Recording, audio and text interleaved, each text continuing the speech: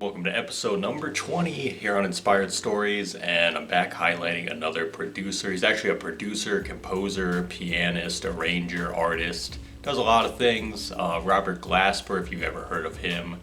He's out of Houston, Texas, and I believe I discovered Robert's work probably around 2016.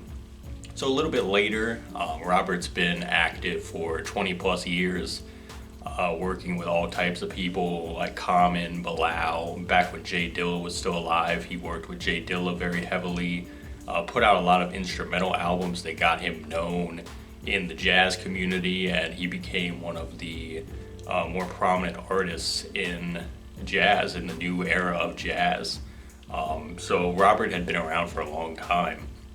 Around college, though, for me, is when I started to dive into different styles of music that I hadn't really touched on before, because before that I was really just focused on hip hop and what I listened to on the daily. But when I started becoming a producer, I started to dive into more styles. And Robert had an album in 2012 called Black Radio, which is still considered one of the best contemporary or new jazz sounding albums of all time. It's really just one of the best albums I've heard in general. And it had people like Music Soul Child, Layla Hathaway, Lupe Fiasco, and I actually heard the song called Always Shine with Bilal and Lupe. That was like the first song I heard that had Robert's name on it. And it's actually with the Robert Glasper Experiment, which is his group with Chris Dave and Derek Hodge, who are also two great musicians. So I heard that song, and obviously I'm a big Lupe fan to begin with. And I just love the arrangement and the more classical sound of it. And so I just remember kind of just digging in more from there. And then around this time is when Robert was working heavily with Common. Eventually they did the group August Green with Kareem Riggins out of Detroit. And they're obviously all big time collaborators, long time collaborators. So I love that album. And then I've mentioned Robert on the episode where I talked about Terrace Martin as well, because they have been in a few groups together. Obviously Dinner Party, which I mentioned on the Terrace Martin episode, one of my favorite albums, one of my favorite groups, with Ninth Wonder and Kamasi Washington as well. So yeah, I mean, just a lot that Robert has put out that I've been a fan of. And then obviously Robert has been a part of a lot of different movie scores. There's actually a video that I think he did with either Blue Note or someone else. And it was almost like an hour-long video where he critiqued jazz movies and specifically the scores of the movies. And he talked about the movie, I forget what it's called, but it's the Miles Davis biopic. And it had Don Cheadle in it, and he talked about the process of working on that, because he actually helped compose a lot of the music for that with Don Cheadle as well. And I guess Don Cheadle learned how to play trumpet and really did a lot of work on that too, even though he was the lead actor portraying Miles Davis. So I thought that was cool.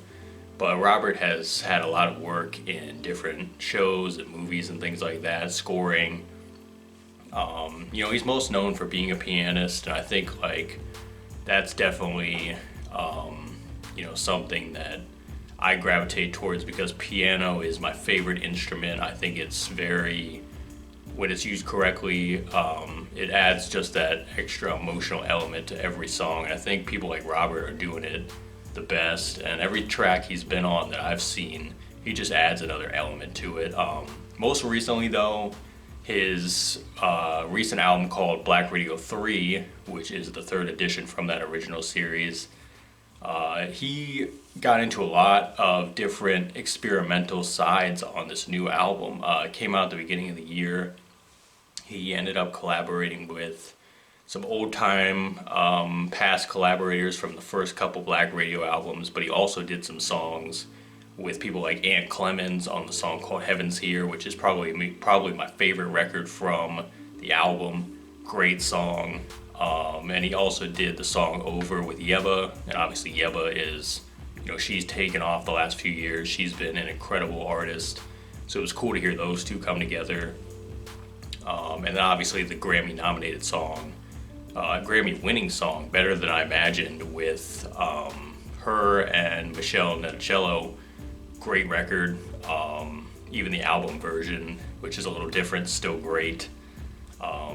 And I think Robert's ability to kind of, shift genres and really his approach to music, and every time he, talks about the jazz community and just trying to push the narrative and evolve the genre and really just welcome in different people, rappers, singers, other composers, and just make some great music. Like, I think that is the people, that I gravitate towards the most, are the people that they just don't care, where you're from or what you've done in the past. Like, let's just come together and make some great music. Like, a lot of different people on there. He had like Buddy and Corday and Sir and a lot of different artists that, are considered more really not jazz artists at all. And even like he worked on the recent Denzel Curry album. He did the intro and some other songs on there as well. So it's like you wouldn't really, look at someone like him and think he'd work with rappers or,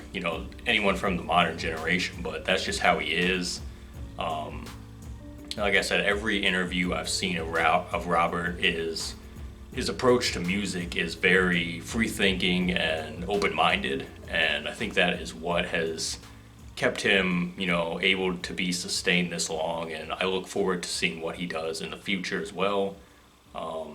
So I mean, yeah, if you want to check out Robert's music, just type in Robert Glasper on whatever streaming platform or YouTube. There's going to be a ton of results, stuff that he worked on for movies and TV, his own material, his production credits.